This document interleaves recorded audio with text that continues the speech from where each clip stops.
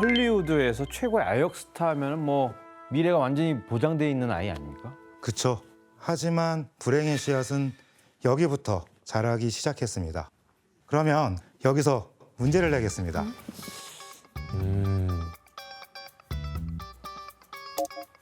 아역 배우였던 주디 갈런드는 영화 촬영 중 영화사에서 자신에게 알약을 제공해 왔다고 했는데요. 알약은 무엇일까요? 정답. 예, 혜성 씨. 영화를 오래 찍으려면 집중을 해야 되잖아요. 집중력을 높이기 위해 ADHD를 치료하는 약을 줬어요. ADHD요? ADHD가 아닌데도 그냥 집중하게 하려고 집중력을 높이는 그런 약. 혜성 씨 오답입니다. 뭘까? 아마 광고도 본 것 같아요, 제가. 광고? 여성분이니까 피임약. 오답입니다. 아니요? 외모와 관련된 거예요. 아니라고 이거? 외모와 관련된 거예요.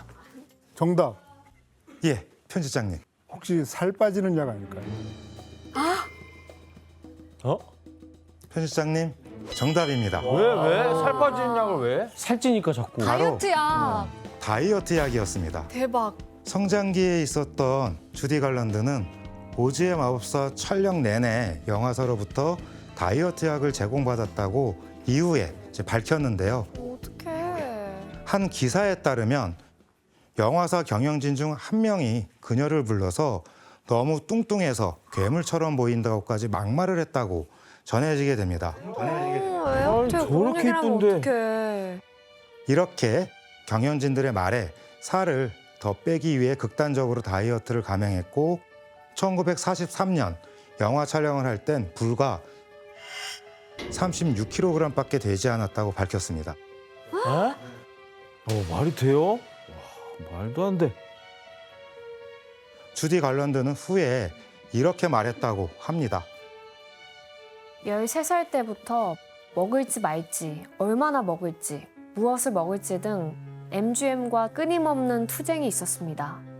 어린 시절에 다른 어떤 것보다도 이 기억이 생생합니다.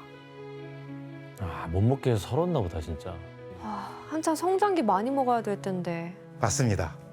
하지만 어린 주디 갈런드를 병들게 만든 건 이뿐만이 아니었습니다. 뭐야? 성장기 소녀에게 함부로 각성제를 먹이거나 수면제를 먹인 거죠. 한마디로 약물을 남용시킨 거죠. 선생님 근데 이렇게 어린데 왜 이렇게까지 한 거예요? 왜냐하면 영화를 촬영한 1930년대 당시 배우는 소모품에 불과했을 때였습니다. 영화사가 짜놓은 일정에 의해 하루 일과가 새벽 4시나 5시에 끝나는 일도 부지기수였습니다. 와, 학대네 학대. 그래서 주디 갈런드가 촬영할 때면 No, I gotta sleep tonight. Halpert will give you something for that later, down the hatch. 각성제를 줘서 잠을 자지 못하게 했고 잠깐이라도 자는 시간이 나면 수면제를 줘서 강력한 잠에 취하게 만든 거죠. 오, 위험해. 한마디로 약물을 남용시킨 거죠. 게다가 놀라운 점은 약물을 강제로 먹인 사람이 바로 주디 갈런드의 어머니였다는 사실입니다. 본인 딸을요? 엄마가요?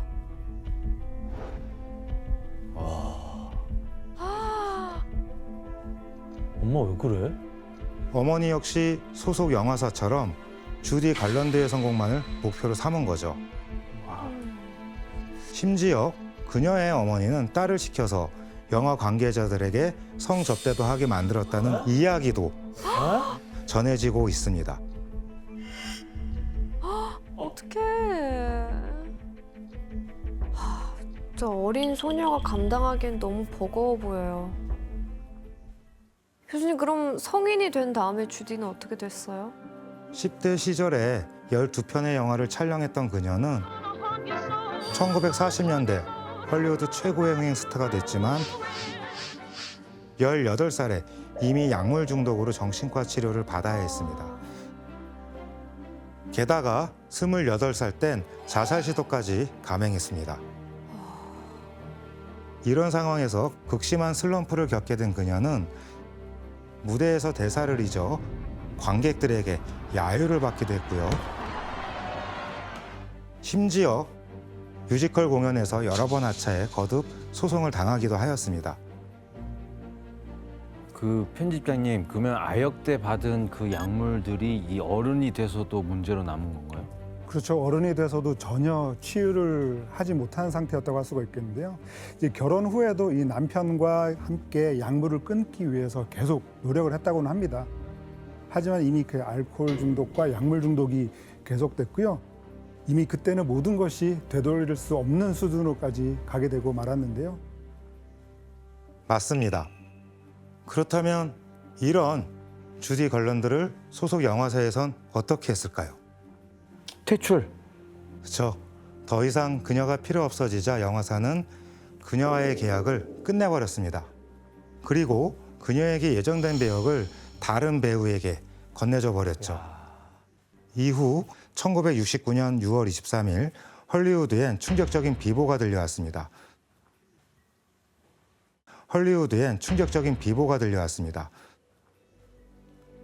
바로 한 시대를 풍미한 주디 걸런드가 47살의 나이로 세상을 떠났다는 소식이었습니다. 사인은 신경안전제 과다 복용으로 추정됐습니다.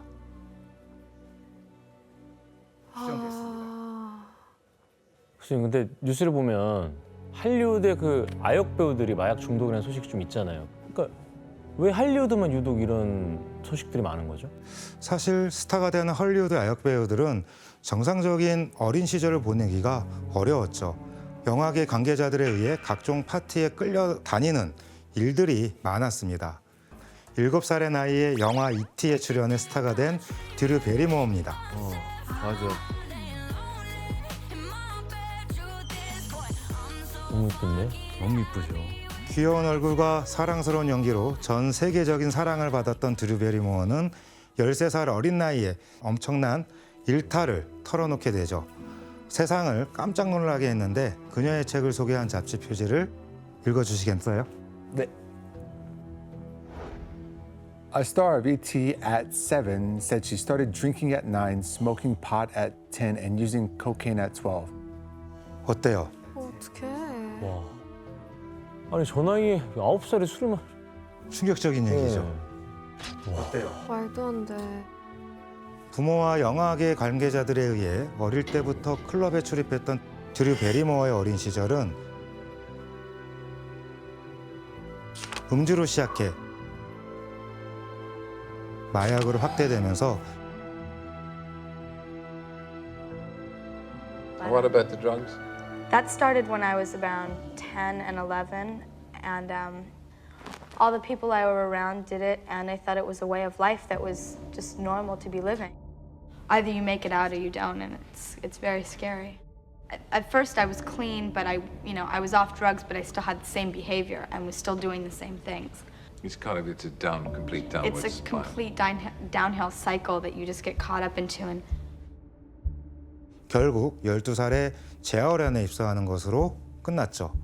하지만 그녀는 10대 내내 마약의 후유증에서 벗어날 수 없었다고 전해지고 있죠. 편집장님, 그 10대 때는 아직 뭐가 위험한지 잘 모를 수 있잖아요. 뭐 주위에서 잡아주는 그런 어른들이 없었어요? 그러니까 주디 갤런드의 어머니처럼 이 드류 베리모어의 어머니도 별반 다르지 않았던 것 같아요.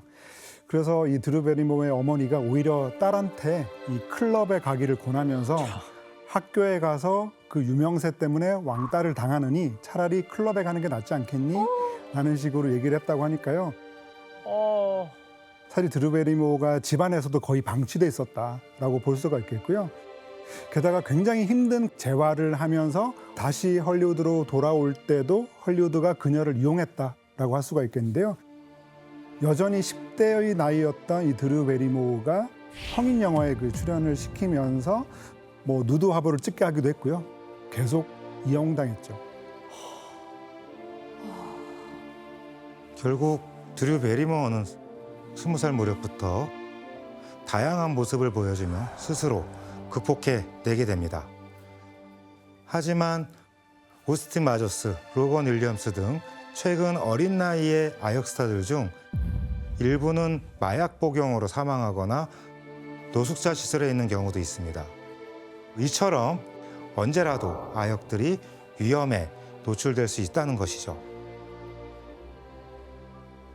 게다가 헐리우드의 절대 권력 아래 가장 악질적인 횡포가 하나 있습니다. 바로 캐스팅을 가장한 성접대를 요구한 것이죠. 헐리우드에서는 일명 캐스팅 카우치라고 부르고 있습니다. 캐스팅 카우치가 무슨 뜻이에요? 이게 무슨 뜻인 것 같아요? 카우치 소파 아니에요? 그쵸. 이제 막 영화계에 진입하는 어린 여성들에게 일자리나 기회를 대가로 성적 접대를 요구하는 거래를 의미하는 말입니다. 소파에서 배역이 결정된다는 말이죠. 와, 너무 화난다. 캐스팅 카우치는 사실 헐리우드 초창기부터 공공연하게 일어난 일이었습니다. 이건 나이를 불문하고 이루어지고 있었는데 먼저 피해자들을 살펴볼까요? 누구지? 바로 1940년대 꼬마 요정이라 불리던 아역 스타 셜리 템플입니다. 셜리 템플은 자서전을 통해 12살 때 영화 출연이 결정된 후 제작자와의 회의에 참석했다고 합니다. 그런데 이때 제작자가 자신의 바지 지퍼를 연 채 소파에 앉아 있었다고 밝혔죠. 말도 안 돼. 게다가 17살이 됐을 때 영화 프로듀서가 성폭행을 시도한 것이죠. 하지만 셜리 템플은 급하게 자리를 떠났고 그 위험에서 벗어날 수 있었다고 합니다. 캐스팅 카우치가 결코 나이를 가리지 않았다는 것이죠. 아, 불쌍하다. 편의점 할리우드에서 실제로 이런 일들 자주 일어나나요? 네, 뭐 캐스팅 파우치는 공공연히 헐리우드에서 관행처럼 계속되고 있는데요. 특히 최근에 이런 과거의 기억을 고백하는 스타들이 늘어나기 시작했는데요. 현대까지 활발한 활동을 펼치고 있는 배우죠. 바로 샤를리즈 테론이 바로 그 주인공입니다. 샤를리즈 테론은 18살 때 토요일 저녁에 바로 그 자기 집으로 오디션을 보러라고 해서 갔더니 go to this guy's house. It's on Saturday at 9. And he opened up the door and he was in his pajamas. And then we sat down and we started talking. He sat very close to me. That was strange. The drinking bothered me. I was like, doesn't feel right. And then at one point he put his hand on my knee. 아이. And that's when I just went, ooh. Girls talk about this where you just go blank. Like you don't know what to do.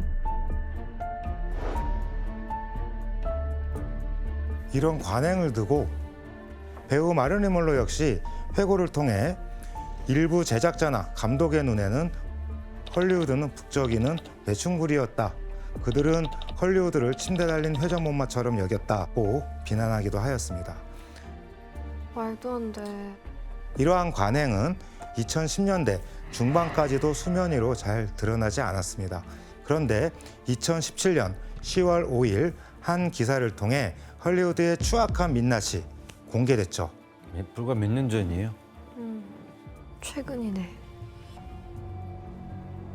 Harvey Weinstein paid off sexual harassment accusers for decades. 기사 속 인물은 하비 와인스타인이라는 헐리우드 제작자입니다. 작품성과 흥행성을 알아보는 눈이 탁월했던 덕에 시네마 천국, 펄프 픽션 등을 히트시키며 이후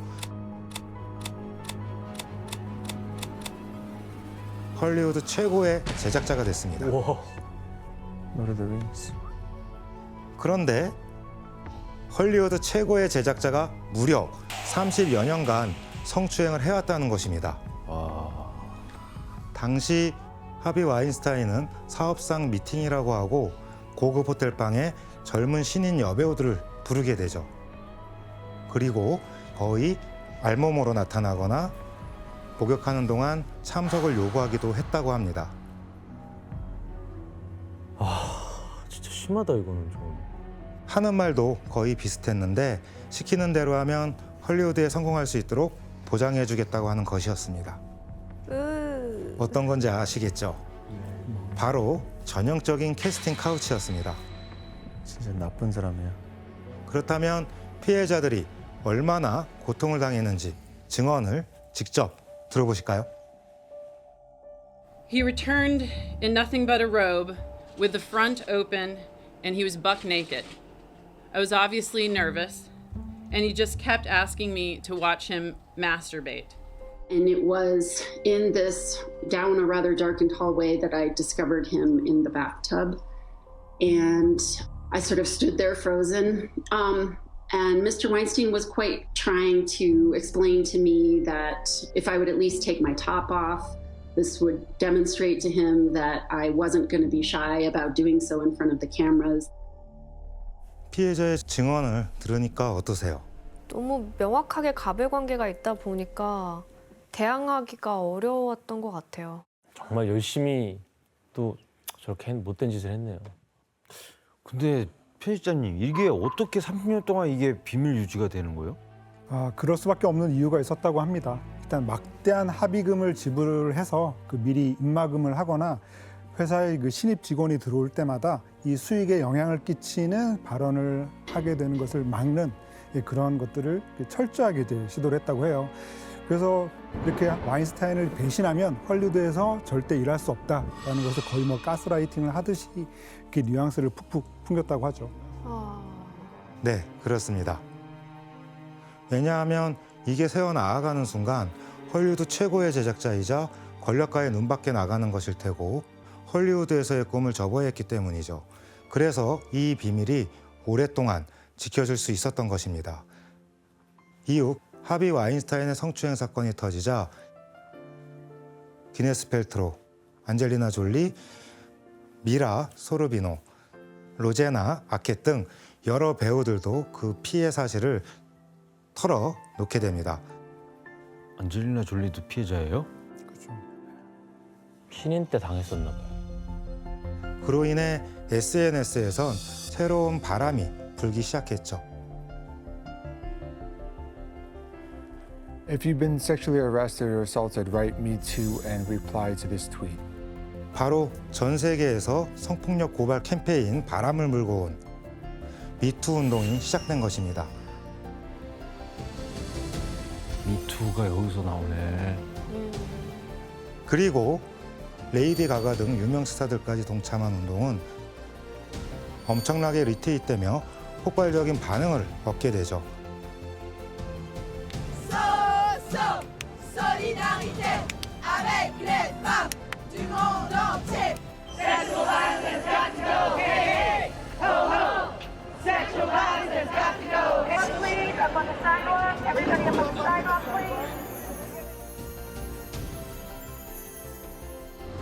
It is a historic shift that I never thought I would see in my lifetime. For the brave women who have testified at this trial, who went through their own personal hell to bring us to this moment of justice. Little girls now have new role models like Wonder Woman. Thank you for refusing to grow weary or be silenced.